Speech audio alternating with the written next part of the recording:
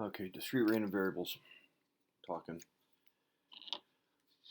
So our random variable is going to be noted by a capital X. Sometimes it'll be italicized a little bit.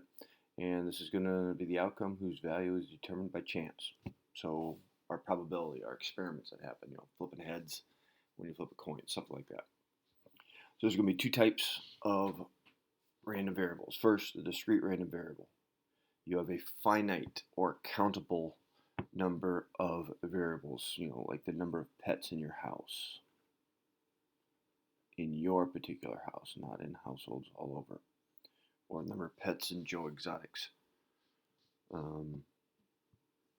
zoo, although that might be argued as continuous as they kept changing. The points that somebody scores in a game.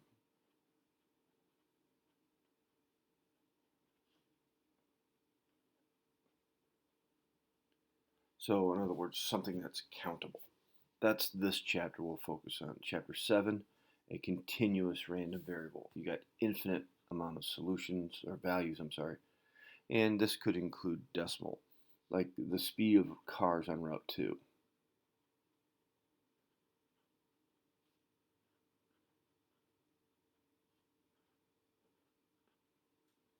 And theoretically speaking, there could be an unlimited amount of speeds because of all the different cars that can be happening. And we didn't specify. Route 2 is a very long area. Different cars, we didn't specify during a certain time constraint, so to speak. The square foot of a house.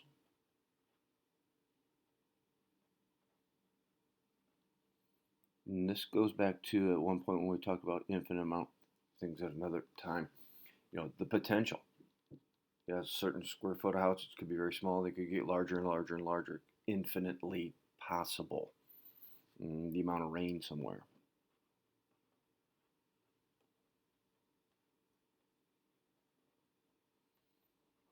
Just know the difference between the two. This chapter focuses here.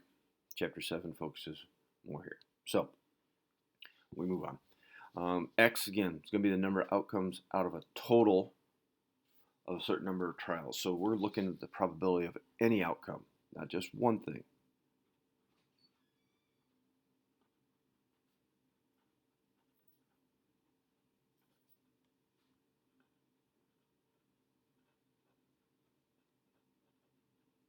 So sample space is going to be important.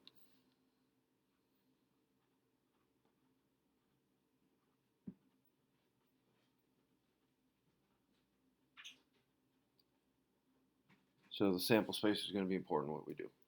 Okay. So what are we going to do here with these things? A couple. First, discrete probability distribution. This is only showing our discrete values. And the probabilities have to add up to be 1. Well, that's nothing new. You've done that in the past. We've checked those in the past.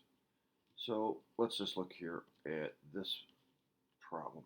All right, we're going to make a table of the possibilities of flipping 3 coins and counting heads. Now, some of you might be able to figure that out right off the bat. Others might need to do the sample space. So we're flipping a coin, we want heads. So our sample space, what could happen? Heads could not happen at all. So you could get tails, tails, tails. Heads could happen one time. But what you got to understand is it could go tails, tails, heads, tails, heads on the second one, tails, or heads, tails, tails. So it just depends where it's going to happen. Could get heads to happen twice.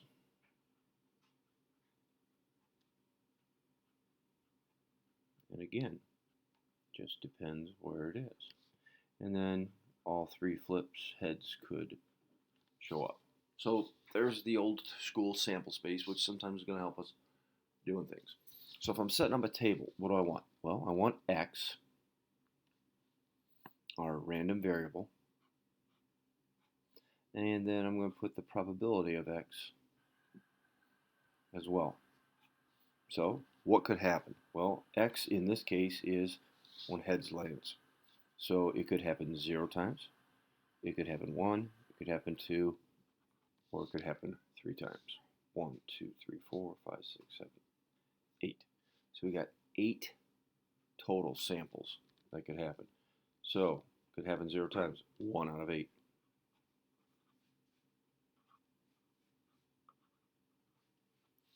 It could happen 3 times.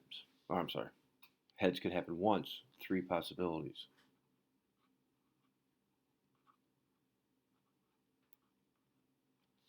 Heads could happen twice. Again, 3 out of 8.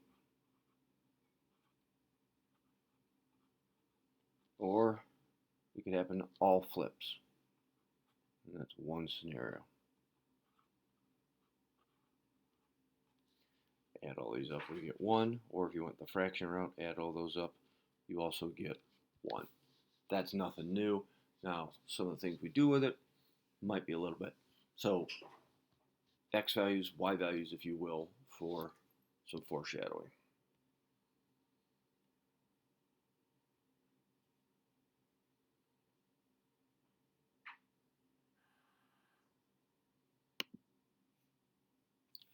Also, histograms coming back into play.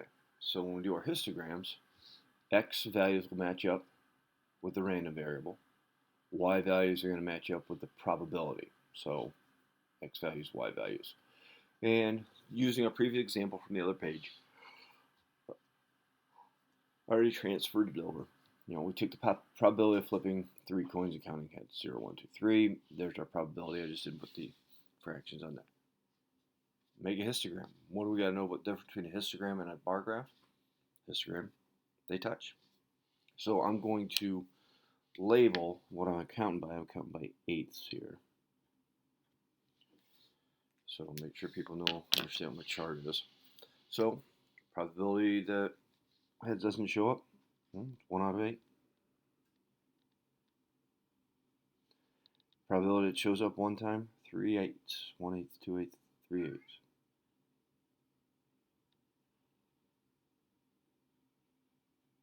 Yes, they're touching.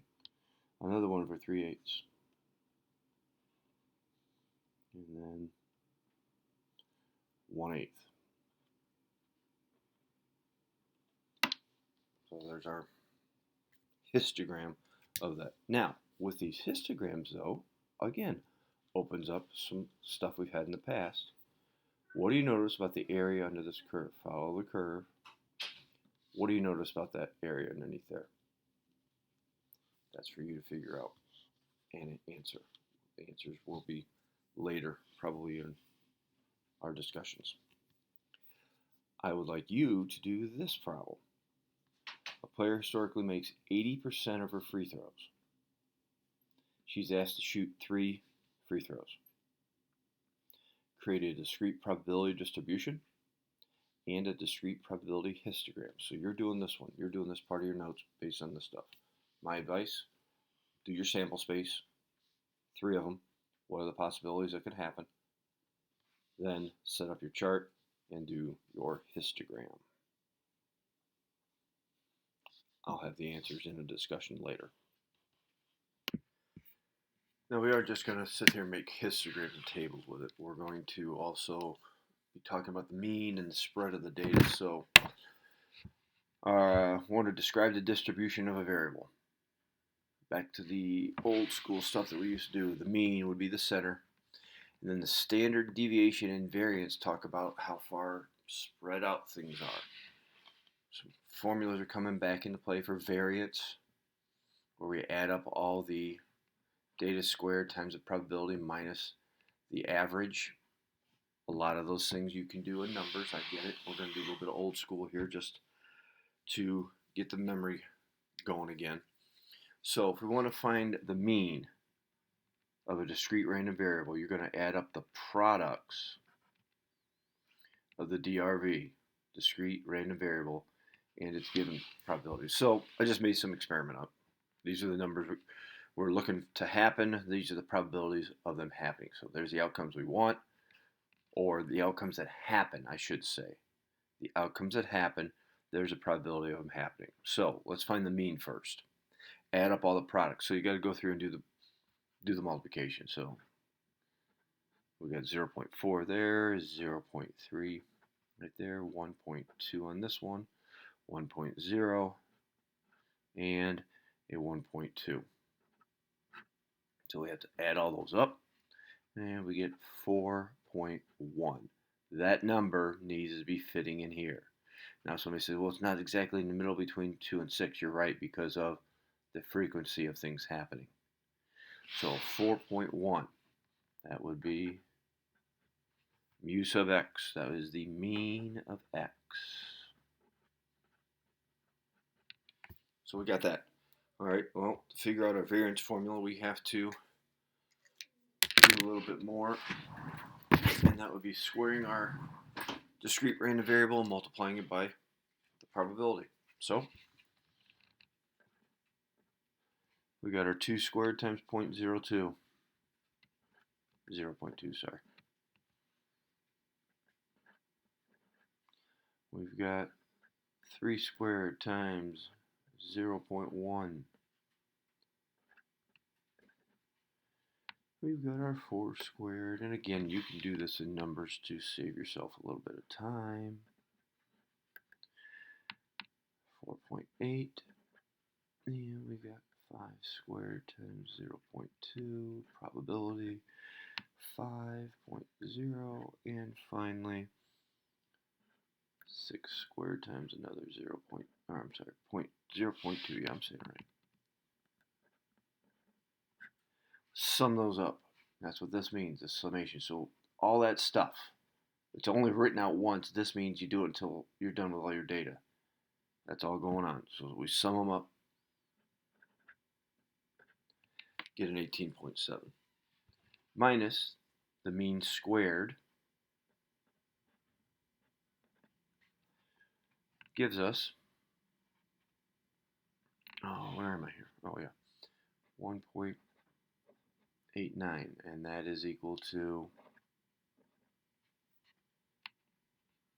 our variance. Standard deviation, we take the square root. Oops, sorry. And our square root would be 1.375. So standard deviation, the variance, the mean. So the mean, another term here, is the expected value. So remember, law of big numbers here. As we do this experiment over and over and over and over and over again, we should be getting close to our mean. What's expected, what we would normally expect the probability to be.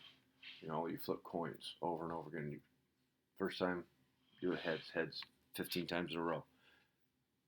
You're off what you expect. So it's back to our expected things.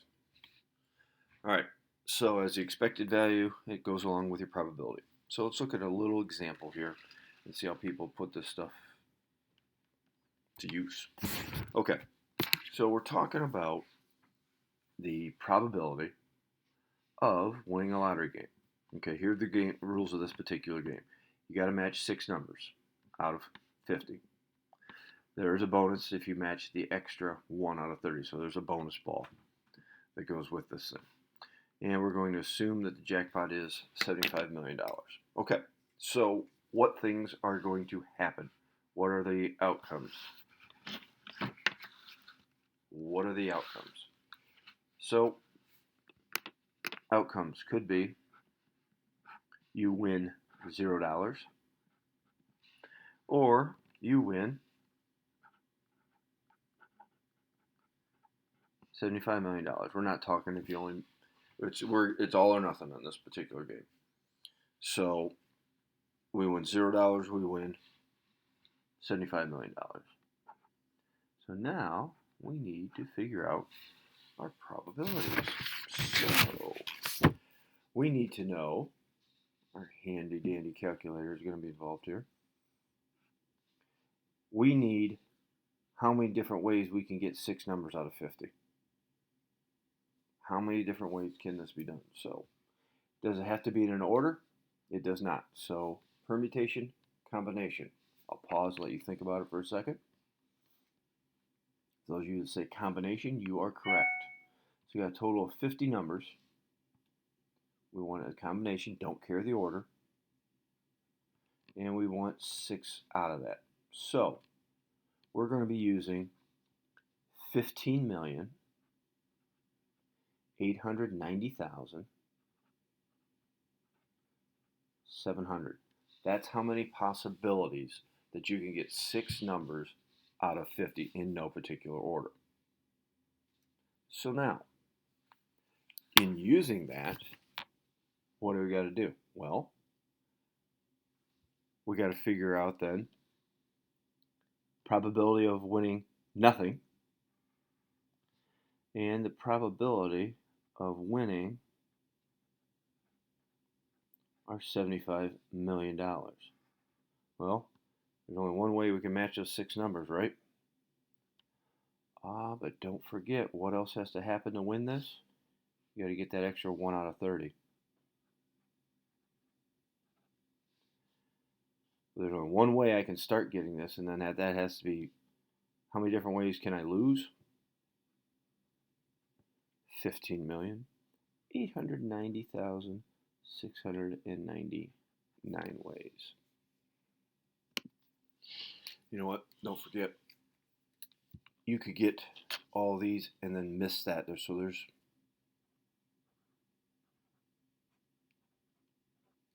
another 29 ways that you match all of them up, but get that Powerball wrong or whatever it happens to be and get them wrong. Okay, so with that being said, all the ways you can lose, we want to figure out the expected value here. So we're going to take this times this. Yeah, you can go through your decimals. You're multiplying by 0. Your expected value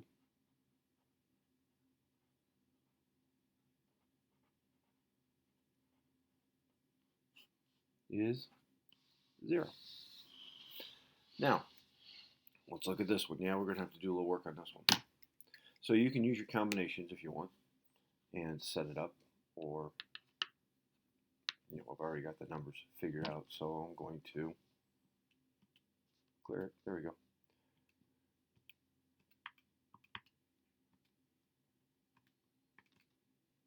So there's your decimal there, times.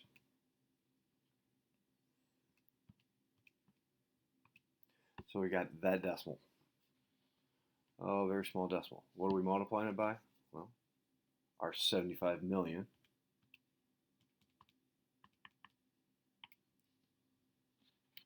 It would help if I would have multiplied it correctly. Hang on one sec. A lot of times when you're multiplying, you hit the times sign, it works out better. So times the 75 million, we get this answer right here. About 16 cents, 15.7 cents. So the expected value is about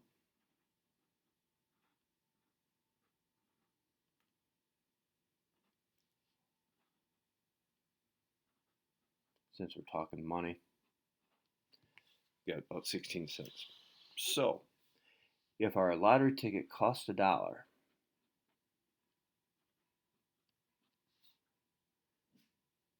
our net is our $1 minus our 16 cents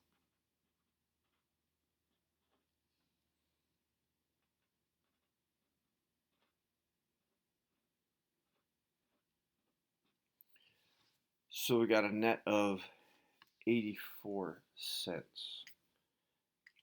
Meaning what? Well, every time we buy a lottery ticket, we're not making any money. Based off of all the chances that we're doing this, we get a net of 84 cents as we make them. So if I lose, that's what I'm expected to win. So I'm losing 84 cents every time I buy a lottery ticket as it all averages out. Remember, people think, well, wait a minute, if I win 75, great. But as you do the law of big numbers, the law of averages, as you do it more and more and more, it'll average out to be about this. Usually you hit that big winner, you more than likely stop doing those things. Okay, let's finish up here with what we got. So you got a game of chance. You pay $1, roll a pair of fair dice, not weighted so they always roll a certain way. If you get a 2, 3, 4, 10, 11, or 12, you lose. If you get a 5, 6, 8, or 9, it's called a push. So you get your money back. And if you roll a 7, then you win $2. Or technically you win $1. You get your dollar plus an extra dollar back. So gives a probability distribution to describe the game and then compute the expected value, the mean of the game from the player's point of view. So you've got 2 dice. You've got a sample space of 36. So as we're setting this up, let's see what different things are going to happen. Well, you can get a 2, 3, 4, 5, 6, 7, 8, 9, 10, 11, or a 12. Now you can sit back and do your sample space. I'm going to avoid that here for a little bit, but that's what we have to do. How many different ways can a 2 happen roll 2 die? Well, one way. You get snake eyes. How many different ways can a 3 happen? Think of it. You could roll a 1 and then a 2, or you could roll a 2 and then a 2 and then a 1, meaning you got 2 options, 2 ways that could happen. A 4, 3 ways that can happen. And again, I'm cutting to the chase here. 5 can happen 4 different ways. 6 can happen 5 different ways. Big winner, that's 6 ways that can happen. The 8, 5 ways. The 9, 4 ways. Should starting to notice something here. And then 3 ways. 2 ways. And then there's 1 way that can happen. Okay? So, what's X? Well, in this game we could lose $1.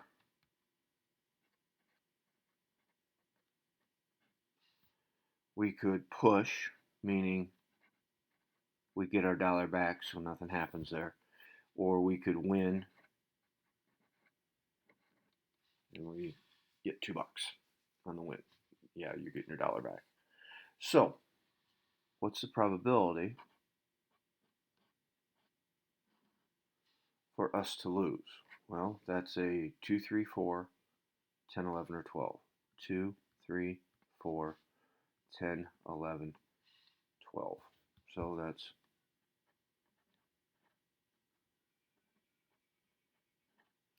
adding all these up.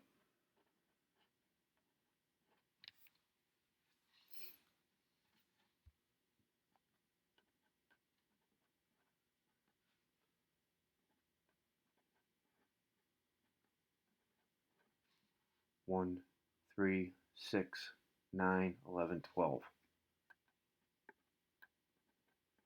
So you got a 1 in 3 chance of losing your dollar. 1 in 3 chance. All right. We get a push. What are the numbers for the push? Well, that would be 5, 6, 8, and 9. So 5, 6, 8, 9. That's 4 out of 36. 5 out of 36. 5 out of 36. And the 4 out of 36. Some of you are probably doing it in your head. Good. Congratulations. That's 18 out of 36. You got a 50% shot of not losing your dollar. And then win 7 out of 36. Or I'm sorry, 7, which is 6 out of 36. So you got a 1 in 6 chance of winning. All right, so now we want the expected mean.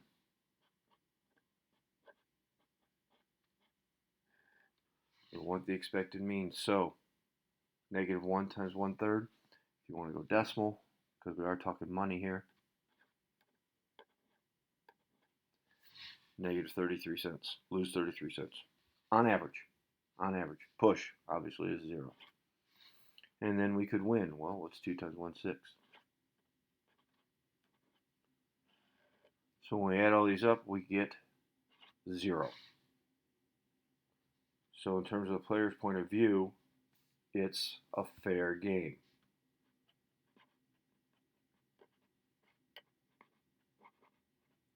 If it comes out as a plus, obviously that's in your favor.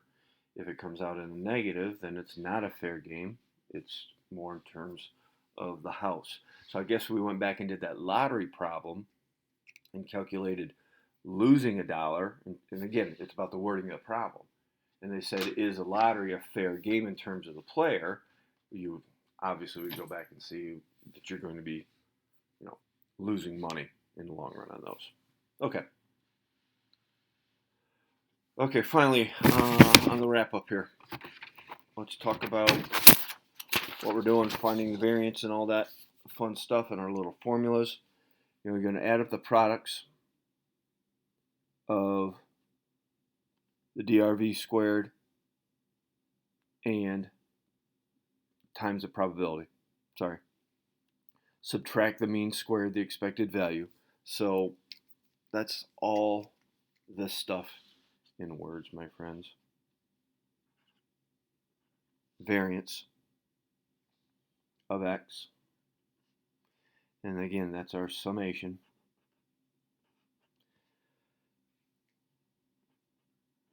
X squared times its probability. And then minus the average of x squared. That's variance. Talking about the spread of the data. Our standard deviation is then taking this answer and taking the square root of it.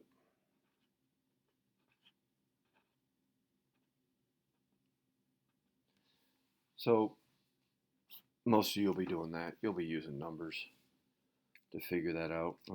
I just reworded everything from the previous page. That's all. So, having questions, make sure you're asking.